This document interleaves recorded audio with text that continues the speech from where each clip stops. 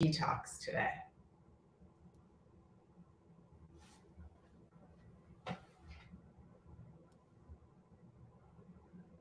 Hey, Hel, talking hydrotherapy for spring cleaning and detox.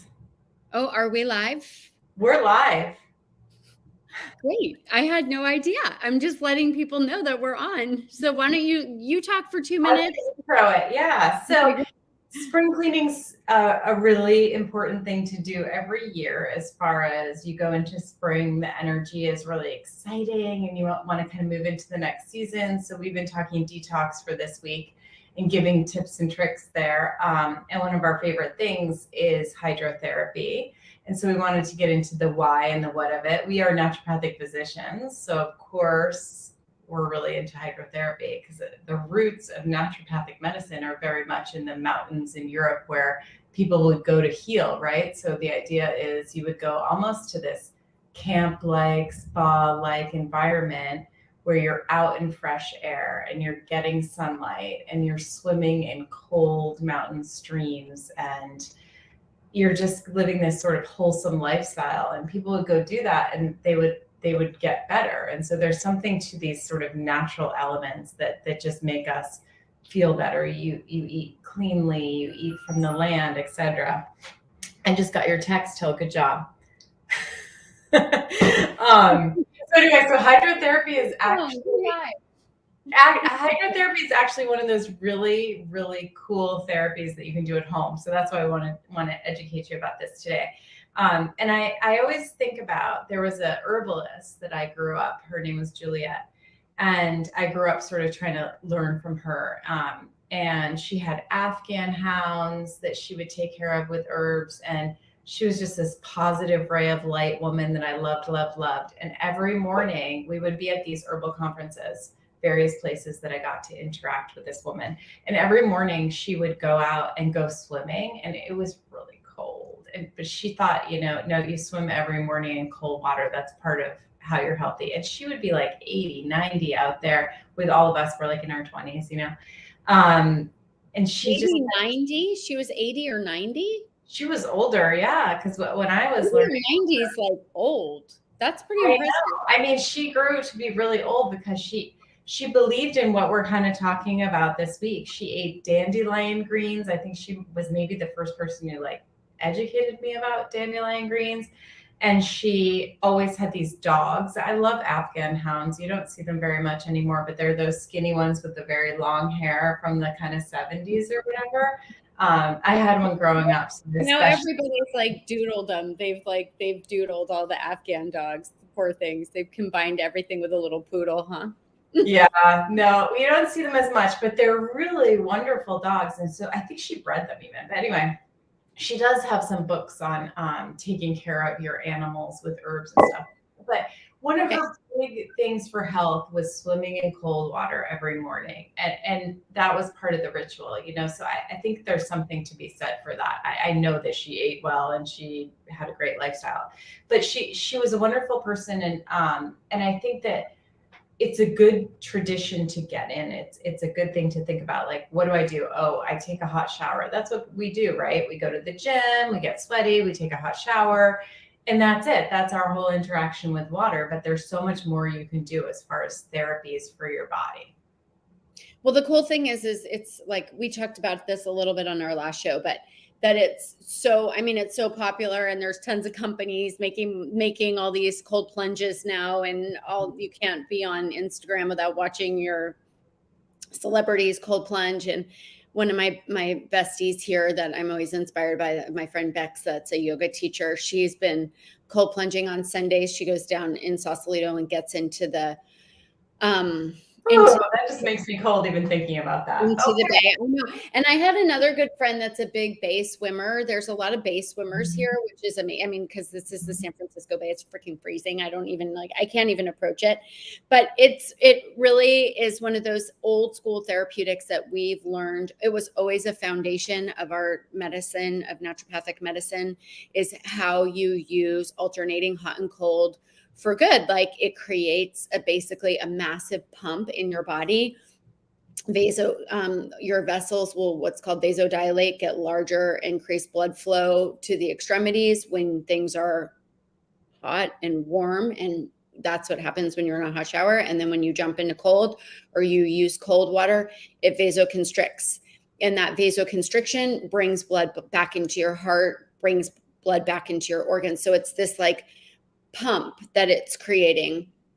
And many people are doing the cold for much longer. What we always learned, just for simple contrast hydro, and like I had alluded to this before, we were really privileged in Seattle when we did our training. We got to work with a lot of patients who were HIV positive or had AIDS, because of the Ryan White funding and different. I think that all stems back to Elton John, who's amazing, and gave all this money and funding for patients.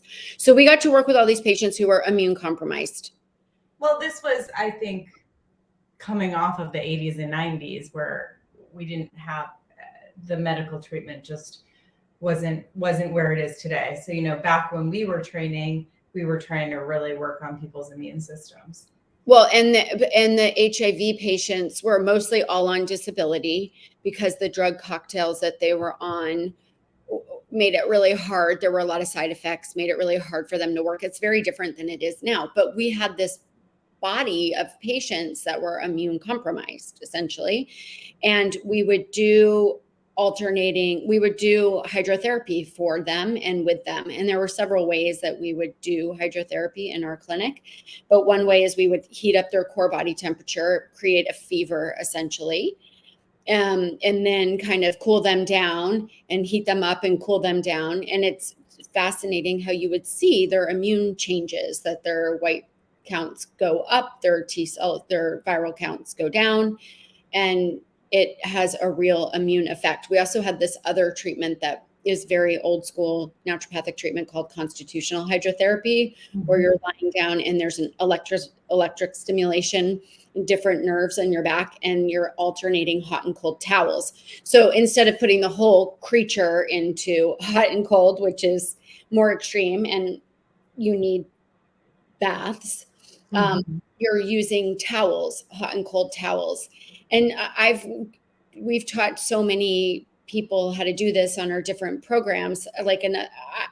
Obviously doing a contrast shower is one of the easiest things to do. You don't need dunk tanks or the fancy tanks. Some of the things we had access to were incredible, but it's like you at home. You can just do this every day yourself if you just make the end of your shower cool. It doesn't have to be ice cold. You start with cool to crank down on the blood vessels, and that pump that's created really flushes out the toxins, etc., that you've released by being hot and opening all your blood vessels. So it's so easy, right? You just end your shower with a little bit of cool water. And when we tell people to do this, you have to do a little bit of a warning, because they come back and they say, I thought you were absolutely crazy and completely insane. And then one day I just started, I'll do what that lady said and turn it on a little cool. And now I have so much more energy and I'm drinking less coffee in the morning and I feel so much better. So I do know that this does not sound appealing at all to end your shower with cold or cool, but it really is a nice thing. It really can increase that vitality. And that's that kind of concept in old naturopathic medicine of going to the mountains and taking a break in your life and really getting your body realigned. And that's what it does. It sort of gives you that feeling of I have this energy back. It's really, really incredible what can happen. And that takes what do you think, 2 minutes? I mean, ideally what we always learned was 3 rounds is optimal, right? So you're warming up the body 30 seconds and you're doing up to for a couple minutes, then 30 seconds cold. If you can manage it, it's very hard when you're blasting a cold shower on you for 30 seconds. It takes a muscle and you grow up to that muscle, but the benefits are unbelievable for, metabolic fire. It really speeds up your metabolism. It gets blood flow to your brain. So, I mean, your skin looks better, right? There's something about the blood flow. It's incredible. And that, like, this has been done in so many cultures. This is like the whole Finnish and the Norwegian sauna, using the sauna, which is a massive detox thing that they do. And then they always do a cold plunge or cold, alternating hot and cold, hot tubbing, and then a cold plunge, hot tubbing and a cold plunge. In Japan, the onsens, they have just everywhere you go in Japan, they have massive water rituals. It's what you do with friends. It's what you do with family. It's what you do for celebrations. You go in and they have different kinds of scrubbing that you do, and you're in warm water, then you're in cold water. There's always beautiful elements. Like, it's the healing power of nature. It's incredible. These things are incredible. If you look at different cultures and what they do, even skiing, growing up skiing, there was always a hot tub, everybody getting hot in the hot tub and then rolling around in the snow and then coming back in the hot tub. Like these are the things we did. And it was actually giving us more energy. This, we created this really beautiful little booklet for our programs, I think there's, a cryotherapy chamber. Cryotherapy chambers. It's like all the rage. It's just coming out, more technology, and companies like Higher Dose and have created these sauna blankets. So like, I have a sauna blanket that I am obsessed with, and I'm more the heat girl. I have to really work on the cold part. But what I do is I heat my sauna blanket on. I get in an Epsom. I do my skin brushing.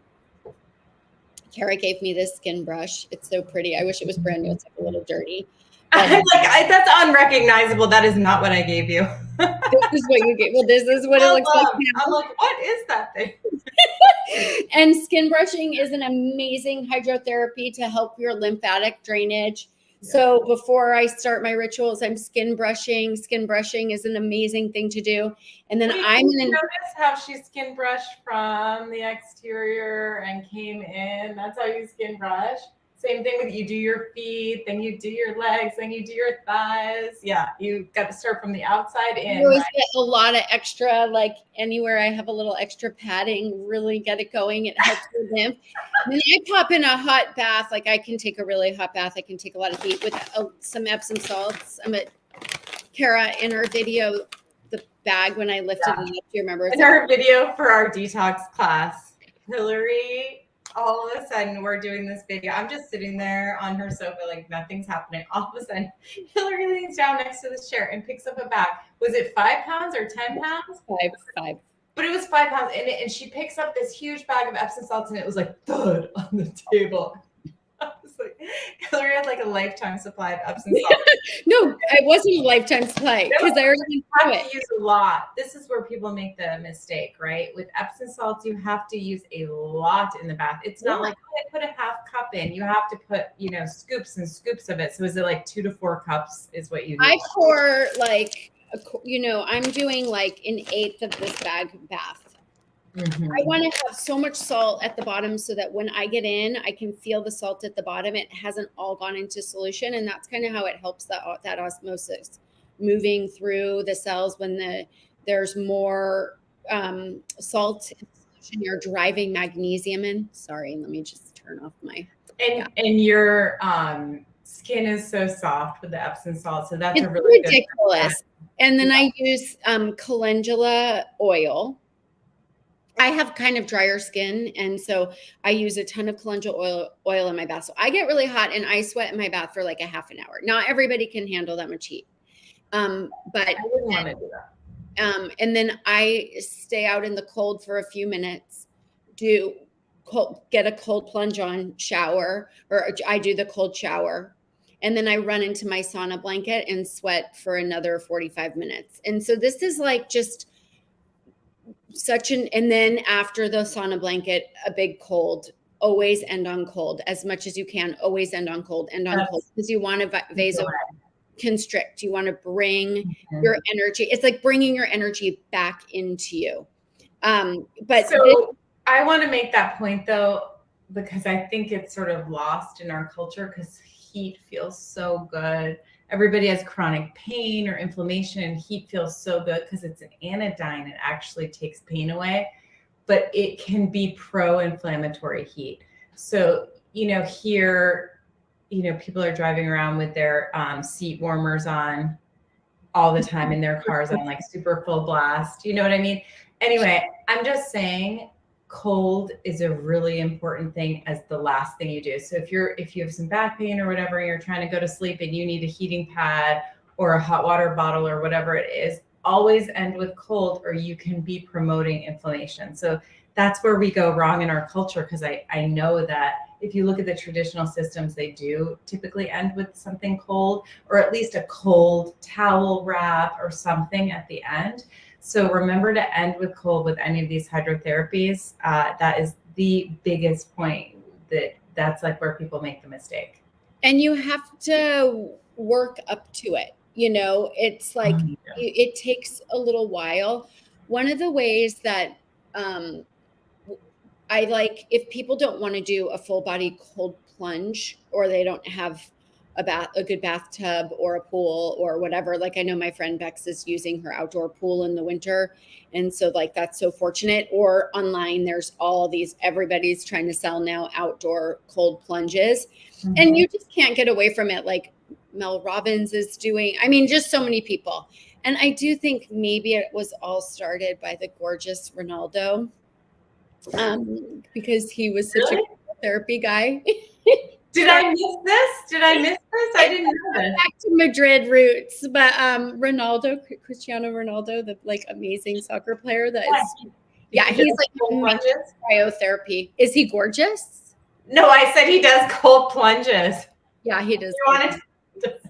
You can share anything you want here. It's his kids went to the American school with my kids, and it was like, oh my God, in Madrid. It was just one of the funniest things ever. One of my friends was the room mom for his kids. Just the funniest side. She's like, I have Ronaldo's email. I'm like, oh my God.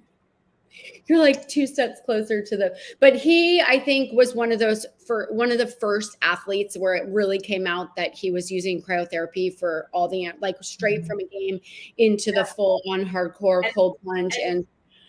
But that's been going on a long time. Tennis players would come off the courts in the 80s and 90s and lay on ice. Like football players certainly do that. And so that's a really important thing. But I remember when Michael Phelps came out and he had all the moxa on him when he was swimming.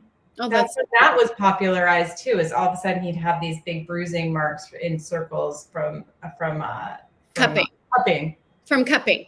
Yeah. And so it's like gotten so popularized. Everybody knows. And so we're just here to say, especially for your fertility and your longevity, having these practices is so important. And if you can just work in, we always say on our detox, we want somebody doing a hydrotherapy a day, as something every day, because it really helps. The skin is one of our major detox organs. Mm-hmm. So the skin, the lungs, the liver, the gut, and the kidneys and the bladder, they're all working to help take our outside world and the junk and gunk that we're exposed to, filter it brilliantly for us, and release it, whether it's from breathing, whether it's out the pores. And the skin is the biggest organ that can help release toxins from your body. And so you want it, this skin brushing helps to open that up, helps to work the lymph. And as you're vasodilating and vasoconstricting, not only are you making a pump for the vessels, but all those little vessels in your skin. It's all the little vessels everywhere, opening and closing, getting this real motion of releasing. Mm-hmm. The one hydrotherapy a day point, though, it really should be I think it really should be in your house, like, or at your property, whatever it's going to be. So if you walk away today with one idea of, I'm just going to do the contrast shower, or I'm going to think about, maybe getting one of these things at my house so I can do it. It just makes it so much, you are more consistent, and it's a daily lifestyle thing if it's at your house. So that's the best advice. And some people don't want to do the blast of cold. So one thing you can do is have a bowl of ice. I don't have my big bowl, but like just a bowl of ice with a towel waiting in it. So if you're what I say, tell some of my people that are trying to make it easy, if you're in an Epsom salt bath or you're enjoying like a warm bath, you sit up, you can literally wrap yourself with an ice cold towel for a few minutes. And then, then you're not, because some people can't quite work out like, okay, if I'm in a bath, then how do I do cold? Then how do I do hot? Then how do I do cold?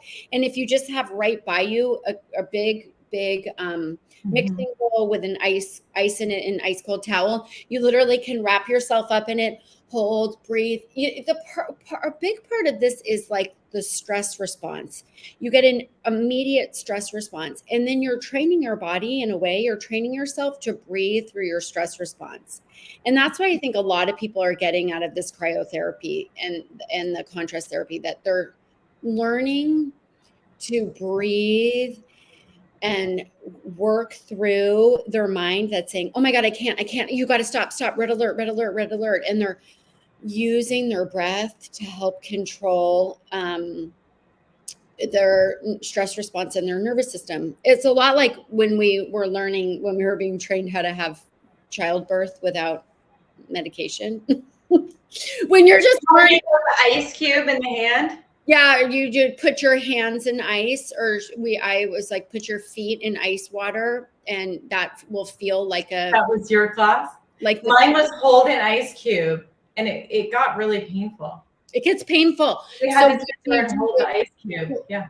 To breathe through the pain. And like these lessons transcend, and it helps us if you can kind of fake a stressor like that, where you're forcing cold on your body, and your body and your mind are learning how to work through this, then when you're in a stressful situation out in the world, your body has learned skills.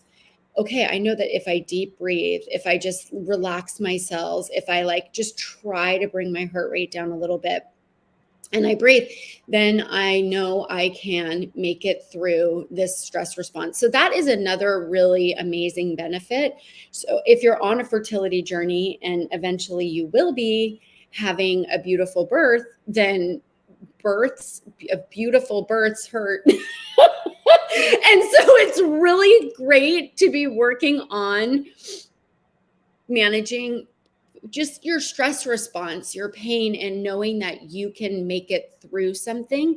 Like Bex, I talked to her yesterday on Sunday when she was in the bay for 15 minutes, and she's worked up to that. And she says, I'm in there and I'm just trying to stay so focused and do my mantras and say my prayers. And it's really such like an interesting forced spiritual challenge, right? So that then you can use those skills out in the world. So it's much more than physical, it's mental. It is, but it's also, you do hear stories about people plunge in the cold water in the mountains and actually their heart stops and stuff. So there is something of like respecting the body and working up to it too, because that's a really cold bay. So you have to sort of understand what you're up against and not just go crazy on it too, because that could actually end up in she works up to it. And there's a group of women. So this is obviously so what I say de moda, it's very like what they say in Spain, but it's like in style, right? And so it's awesome. We say jump on the bandwagon. If you haven't done any hydrotherapy, just start with a contrast shower. You can't give yourself a heart attack in your own shower typically. Like you just go slow. I hope not. I've never heard of such a thing. Never heard of a thing. Or start with your Epsom salt bath and then your little ice wrap towel, because that's sometimes a really good way to go too. Work to end on cold, and just know that supporting your detox is it is, I think, the most important thing that we do for our egg health, our fertility, for our longevity. Once you're in menopause and your fertility doesn't matter.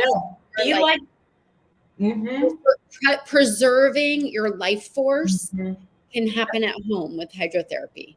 Yeah, just like Juliet, like she would show up at these herbal conferences, by far the oldest person there. She would travel alone there. She was incredible. And this was part of her health regimen. So we should be looking at that and saying, do we do some hydrotherapy daily? Oh my gosh, it's motivating me. I'm going to get better about cold. I'm going to challenge myself this week. And a little more cold because I am kind of a cold baby. I'm going to look for you to look more pink next week then. We'll see if you get more blood flow. Okay. All right. Bye. Thanks for being with us.